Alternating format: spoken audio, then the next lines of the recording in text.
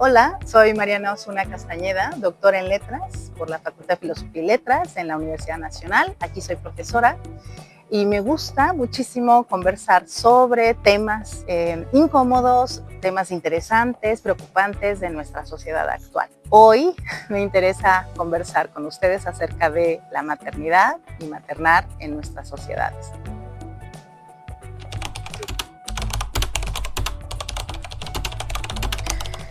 Uy, hay que hacer énfasis en el realmente, ¿no?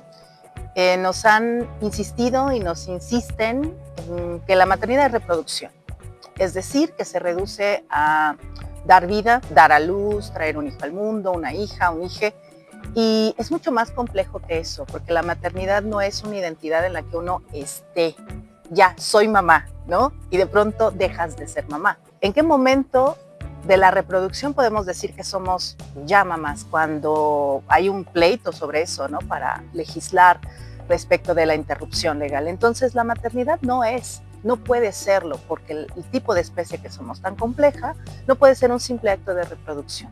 Si así lo fuera, como es lo que nos quieren hacer creer, entonces la maternidad sería algo que podemos vender, algo que podemos encasillar, algo que podemos definir. La experiencia de la maternidad, en cambio, si nos preguntamos y nos respondemos acerca de la maternidad como una experiencia, es algo que no es, sino en lo que uno está haciendo. Uno no es mamá en un momento y deja de serlo y se vuelve profesionista.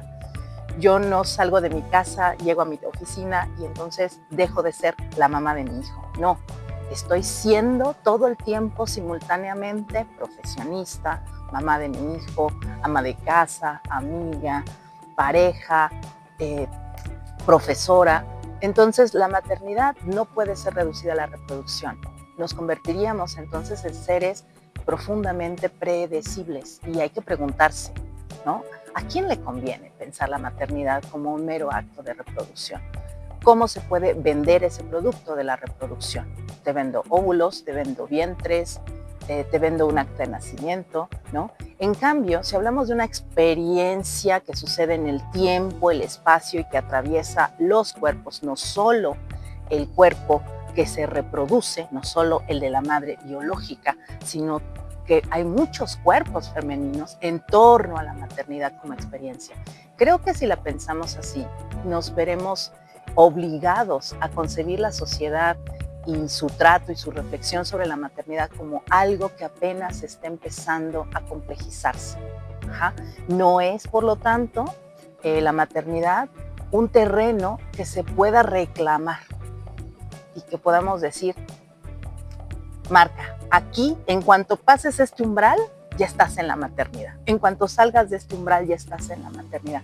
Cualquier madre que experimente problemáticamente la maternidad, como suele suceder, creo que se encontrará mucho más cercana a pensar la maternidad como una experiencia compleja, simultánea, que converge con muchísimas otras fuerzas y que no se reduce a la reproducción.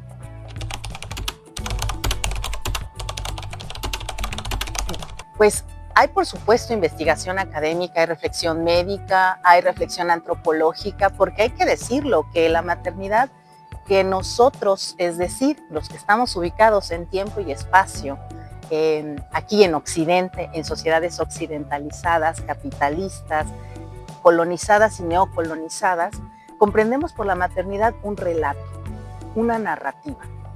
Otras sociedades, otros pueblos comprenden y experimentan la maternidad de maneras que no nos podemos imaginar, tanto en belleza como en asombro. Entonces, ¿quién define para nosotros, para quienes vivimos en estas sociedades, qué es la maternidad? Pues primeramente la práctica cotidiana que vemos de la maternidad en un montón de mujeres, pero sobre todo los medios. Hoy en día los medios van definiendo, hemos consumido una imagen de la maternidad, una narrativa de la maternidad, como hemos consumido y seguimos consumiendo una serie de narrativas sobre la identidad. Por ejemplo, ¿no? Que es ser madre, desde que yo recuerdo, era ver estos momentos en las películas en que el personaje de la película pues iba a dar a luz y entonces venían gritos, dolores, siempre tenía que ser en un médico, o de pronto estos alumbramientos en un taxi, en la calle, y un momento de felicidad cuando nacía el bebé, un momento de tristeza cuando no nacía o se moría la madre, ¿no? Pero vemos que hay un escenario y un relato. ¿Quiénes nos dicen qué es ser madre? Pues todos los relatos que nos circundan. Y uno tendría que preguntarse, ¿es eso la maternidad? ¿Esos relatos son la maternidad? ¿Sufrimiento, abnegación, negación, un cuerpo herido, un sometimiento a la voluntad de una criatura que acaba de salir al mundo? ¿Qué es la maternidad? Pues desafortunadamente para nosotros, los occidentales, la maternidad son los relatos que sobre la maternidad consumimos. Y hoy en día se ha reinstalado con mucha fuerza un relato de la maternidad, del sacrificio y de la negación del individuo llamado madre, ¿no? Hay una narrativa por ahí de esposas tradicionales que está reinstalando estas narrativas de 1920, de 1850, de 1760, ¿no? Pero también hay otro relato en contra de la maternidad, muy interesante, problemático, que nos dice que la maternidad tiene que ver con perderse. Yo como individuo, mujer, si me vuelvo madre, voy a perder mi identidad. Entonces se deriva una narrativa que insiste en que debemos combatir la maternidad, que si la maternidad no es en las mejores condiciones para que yo desarrolle mi individualidad de profesional, que me gusta el hobby de hacer bungee, que me gusta la aviación, que quiero hacer 3 doctorados, y si no cabe la maternidad, no pasa nada, yo ya me realicé como individuo. Entonces, por un lado tenemos una narrativa que podríamos llamar de reacción, es decir, que quiere irse hacia atrás, que quiere reinstalar a la madre abnegada, a la madre feliz de cuidar y dedicarse a la vida tradicional, comillas, no sé qué sea la vida tradicional, nunca ha existido, ¿no? Y por otra parte, un relato que nos dice que la maternidad es algo de lo que una mujer debe y puede deshacerse, porque no le trae nada, al contrario, le quita. Pero estamos lidiando entonces con narrativas impuestas. No nos estamos preguntando legítimamente qué es la maternidad, qué es la experiencia de la maternidad. Estos dos relatos se excluyen y considera uno que ser madre tradicional va a ser la felicidad absoluta y el otro considera que la maternidad negada es la felicidad absoluta de la individua. Yo preguntaría, ¿vamos a ser siempre las mismas? ¿Vamos a tener la misma personalidad, deseos, aspiraciones, sueños a los 20 que a los 30? Y lo que estamos encontrando es que cada vez más mujeres se preguntan problemáticamente, con miedo, con temor, sobre la identidad como algo fijo. ¿En verdad es algo fijo y estable? ¿O transitamos a lo largo del tiempo? Y en ese tránsito cambiamos y podemos cambiar los relatos. Entonces, claro, sí hay quien nos diga qué es la maternidad y ese es verdaderamente para mí el problema. Nos dicen que es todo y entonces nos arrebatan la libertad de preguntarnos qué es para mí, qué quiero yo, qué me gustaría, cómo me la imagino, ¿qué acaso no hay otras formas y otros relatos de la maternidad? Otras formas y otros relatos de la identidad femenina, otras formas y otros relatos de los cuerpos. ¿Acaso debemos ser siempre estas mujeres jóvenes y bellas estiradísimas de la piel para siempre? ¿O es ese relato precisamente lo que nos acerca al sufrimiento y a la pérdida de las decisiones, de la posibilidad de decir, ¿es esta quien yo quiero ser?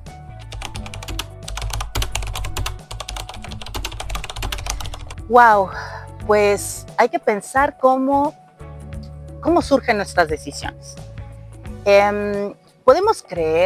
Queremos creer que nuestras decisiones surgen de una voluntad. Yo amanezco un día y digo, bueno, quiero hablar sobre la maternidad, pero realmente no.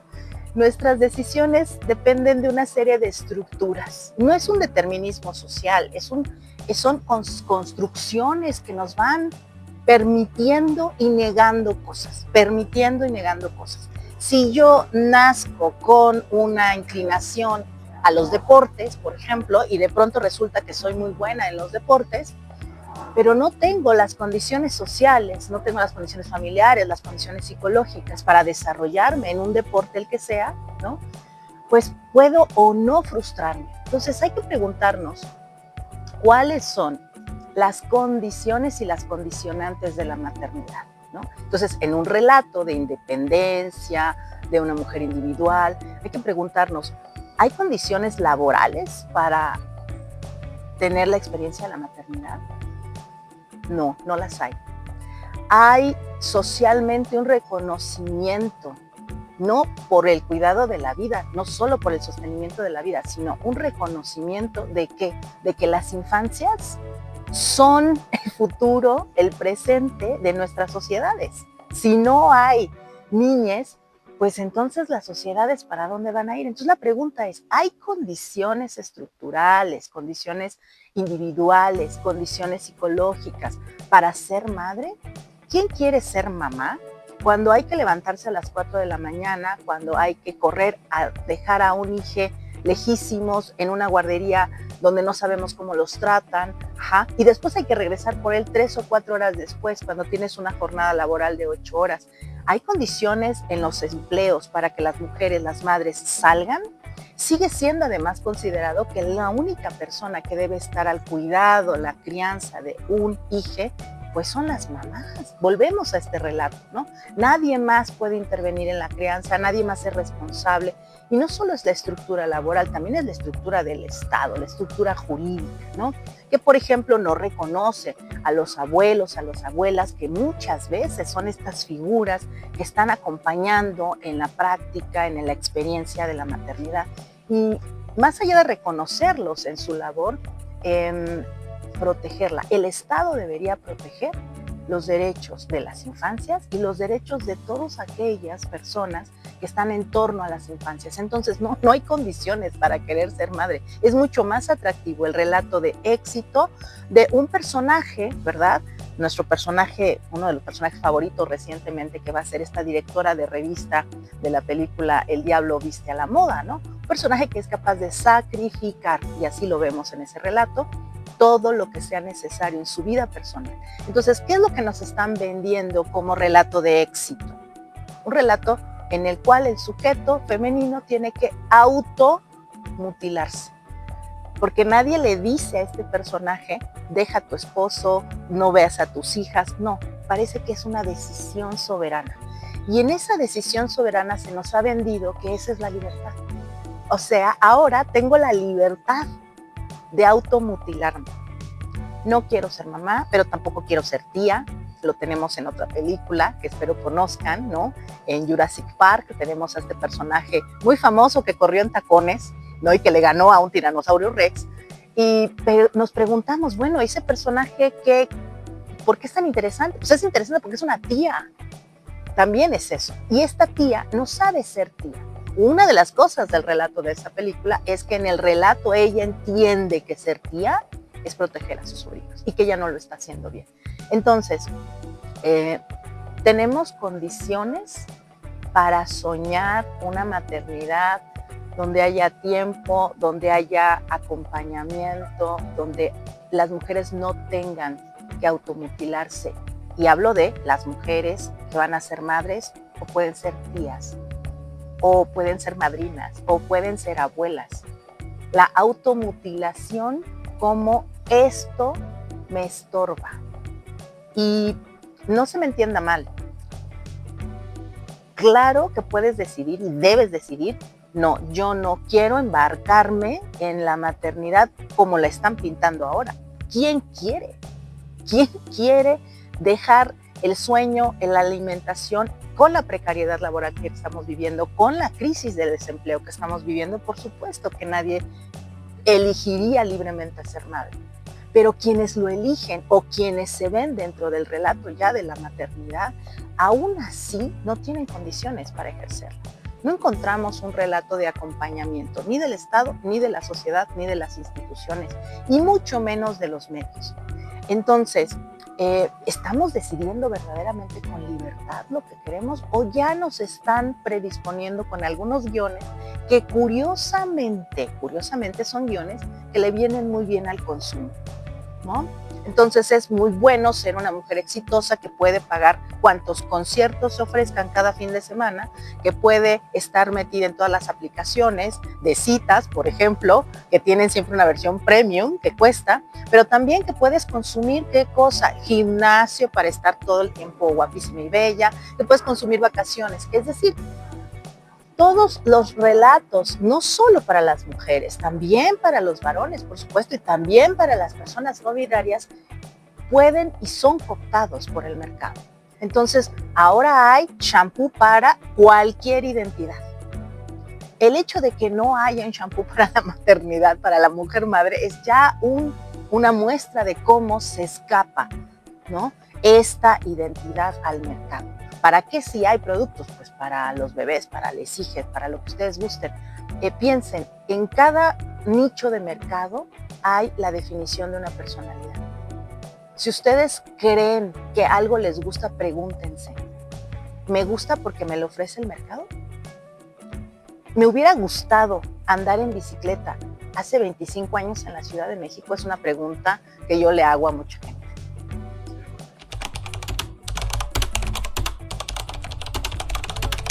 Hace unos años, una muy querida amiga, que también pasó por mi aula, ¿no?, como profesora, estuvo en España y ella había estado convencida y ha estado convencida de que ella no quiere ser mamá, ¿no?, de que no quiere tener hijos, ¿no? Y esa ya también es una construcción bien interesante, ¿no? O sea, como si, vuelvo, la maternidad no es reproducción, porque el hecho de que no des tú a luz, de que no pase por tu cuerpo, no significa que no estés ejerciendo en una forma u otra la maternidad como una experiencia de amor. Entonces, ella me decía, si yo tuviera un hijo, y eso me hizo pensar así, voló la cabeza, me gustaría maternar como lo hacen las africanas, porque ella trabajaba con mujeres migrantes en España y me decía, los hijos no son de una, son de todas. Entonces una está trabajando, estamos hablando de migrantes, de mujeres que están en condiciones verdaderamente precarias porque no son ciudadanas, no tienen derechos, no son reconocidas, pero tienen una fuerza de red de vinculación social en comunidad. Entonces, no es mi hijo. Fíjense cuánta cosa hace la palabra mi hijo. Entonces es de mi propiedad, eso significa que hay una frontera entre lo que yo puedo y tengo derecho a hacer con esa vida y lo que tú, extraño, madre, tía, cuñada, puedes hacer, ¿no? En el momento en el que ese mí se rompe y hablamos de es nuestro también, entonces ese niño no tiene una mamá, tiene 5. Sí, tiene 5 maneras, formas de quererlo, de cuidarlo, de interesarse por él, de preguntarse, ¿no? Y eso definitivamente lo va a cambiar porque no hay una sola responsabilidad, no hay una sola persona que deba alimentarlo. Como todos los hijos son nuestros hijos y somos 5 y tenemos 10, entonces pues se hace una olla común, como se conoce, ¿no? De alimento, pero también de cuidado, pero también de ropa. Vamos a pensar que un poco eso eran estas familias extendidas que todavía existen en México, donde la ropa de los primos pasa a los más jóvenes, donde la tía va y los cuida. Entonces hay muchas pequeñas células, pequeños nodos agrupados en torno a la vida en las grandes tradiciones de las culturas en América Latina, en Asia, en África, ¿no? Donde de lo que depende el cuidado de la vida no es de la madre, ¿no?, ni del padre, depende de la comunidad. ¿Por qué? Porque esa vida representa la continuidad de la comunidad. Y esto no es para volverlo esto un relato romántico, sino para pensar que ahí hay una fortaleza. Esto no quiere decir que todos nos vayamos como lo trataron de hacer en los 60s, irnos a las montañas, hacer una comuna. No. Se trata de que eso se está haciendo aún en la urbanización. ¿sí? Lo que pasa es que cada vez es más difícil, eso es cierto. Es más difícil que la vecina de arriba quiera cuidarme a los niños porque cada vez se nos insiste en que el relato de éxito no es la comunicación y la vinculación. El relato de éxito es precisamente el individuo, la mónada, ¿no? Entonces hay muchos equipos, están los tíos, están los abuelos, pero también están los amigues que hacen las veces de pronto de tíos, ¿no? Y hay otras prácticas de maternidad que tienen que ver a veces con lo lejano, ¿sí? De pronto es esta amiga que cuida, que ve, que bueno, cuando salgo de la escuela yo puedo pasar por él porque trabajo ahí cerca o yo le doy de comer y entonces se puede ir acuerpando acompañar no solamente a la madre, sino también al hijo, ¿no? Y esto, si nos ponemos a preguntarle a las personas, ha existido mucho. Todos tenemos a la señora Metiche, como dice el meme, ¿no? Gracias, señora Metiche, que me ayudó a bajarme del pecero cuando yo era niño, ¿no? O la que me dio dos. Lo que pasa es que estructuralmente tampoco se promueve este tipo de participación con las infancias, ni este tipo de participación de acompañamiento con las madres.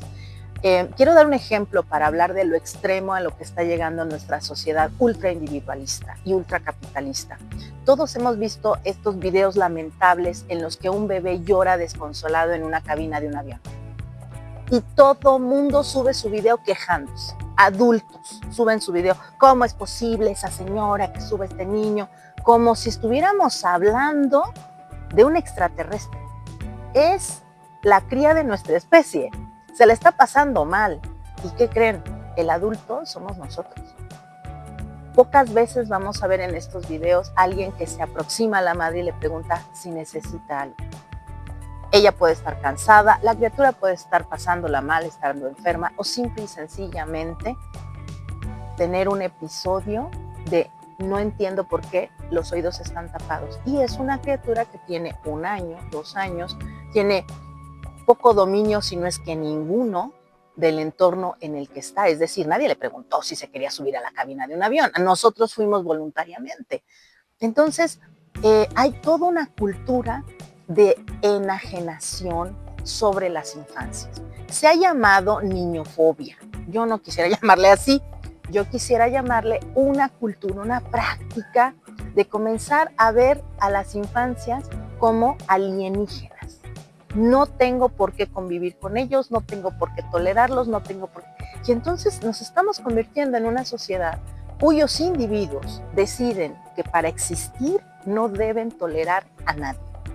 No deben tolerar otras corporalidades, no deben tolerar otras lenguas, no deben tolerar acentos, no deben tolerar otras formas de vestir, no pueden...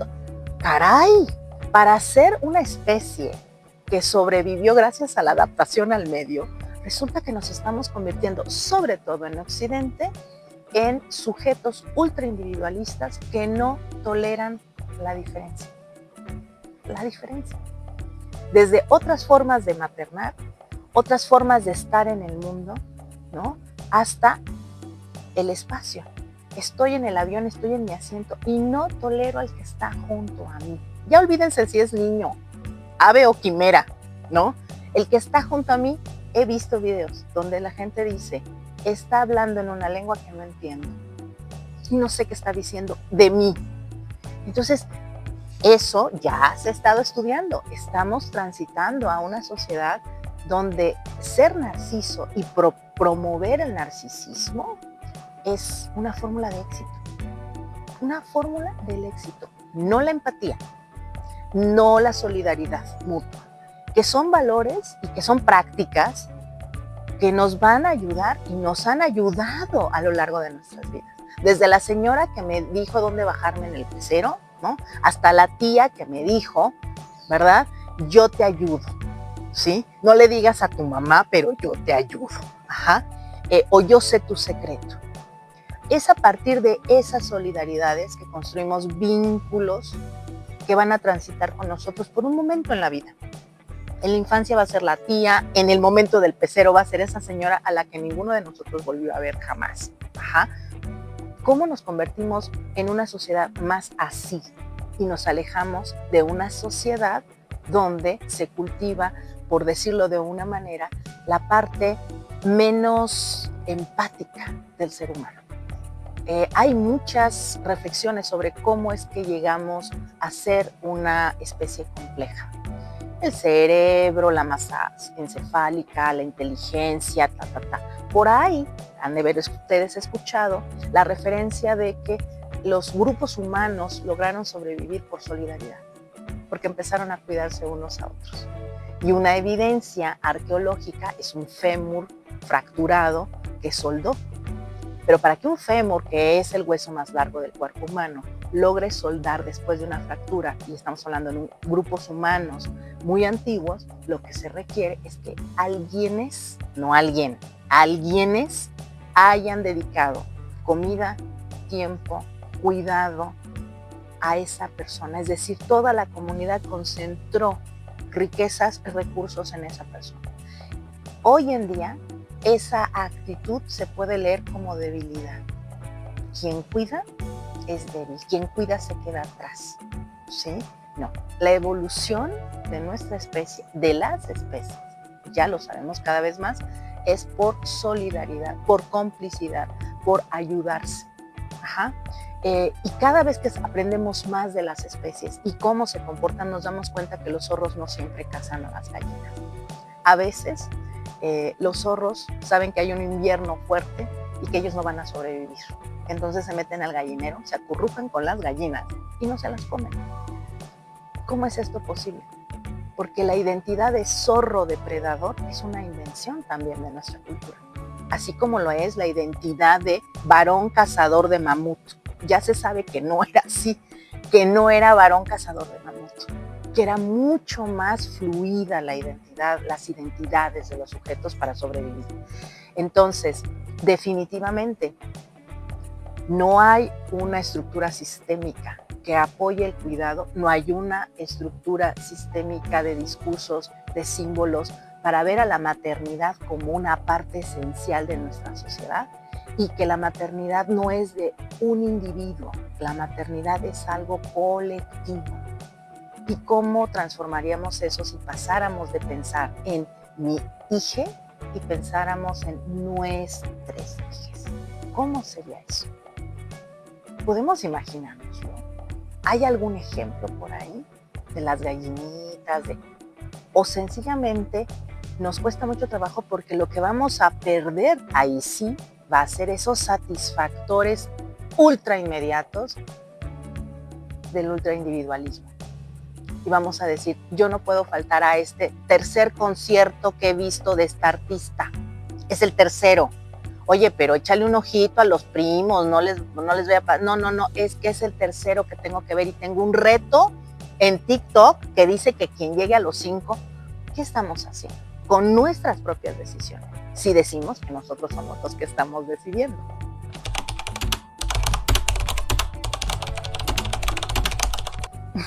Es muy paradójica esta cuestión. ¿Qué peligros hay? Pues yo creo que las juventudes, o sea, yo ya estoy en los 50, ya estoy en el 5º piso, y trato con muchísimos jóvenes. Soy profesora y trato con muchos jóvenes. Y estamos hoy en día en el foco de una preocupación de los jóvenes y las jóvenes, que es la salud mental. Todo mundo está al tanto, es un discurso que ha sido posicionado de que hay una fragilidad en la salud mental de los jóvenes. Bueno, ¿cuál es la causa de esa fragilidad en la salud mental? La desconexión. Y eso también está estudiado. ¿Cuál es la desconexión? Jóvenes que están muy abandonados, ¿no? Y que lo más fácil es retroalimentar el individualismo. Es que tú, como le dicen, el echaganismo. Tú échale ganas, vas a ver que tú puedes. Pero fíjense que siempre es tú solo, tú puedes, tú lo vas a hacer, tú te vas a encargar. ¿Qué es lo que está reclamando estas juventudes que están cambiando el foco del individualismo? Están diciendo, no la estamos pasando bien. Tenemos ansiedad, tenemos depresión, hay un incremento en tasas de suicidios en muchos países del mundo, ¿no? Y resulta que esta sociedad del hiperconsumo solo tiene una respuesta a todos nuestros dilemas de vida. No te casaste y estás triste, consume. No tienes novio, novia, nadie te quiere, consume.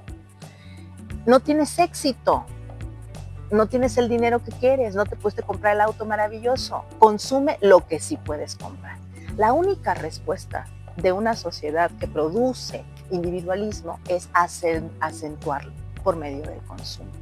Entonces, claro que hay un gran riesgo en seguir teniendo sujetos, personas que piensan que no van a lograr nada en la vida. ¿Por qué? Porque efectivamente el sistema les dice, para lograr algo en la vida tienes que consumir en exceso, tienes que ser hiperindividualista, el éxito es tuyo solo y para eso no importa lo que te tengas que mutilar ni lo que tengas que hacerle a la sociedad para que tú logres tus objetivos. Ajá. Y ya que llegas a esos objetivos, la pregunta vuelve, y entonces, ¿con quién estoy en esos objetivos? Y cuando digo con quién estoy, no es con quién comparto la cena, no, es que estamos siendo con otras personas. Y esos vínculos no se compran, esos vínculos se cultivan, esos vínculos se mantienen, generalmente en la gratuidad, porque la amistad es quizás hoy en día el vínculo más revolucionario. Por ahí alguien decía, es la ternura, pero es que eso es la amistad. La amistad es completamente gratuita. Se da en la banca de un parque, se da llamando, mandando mensajes a las 2, 3 de la mañana, porque en la amistad no hay juicio, no hay consumo. La amistad no se puede comprar.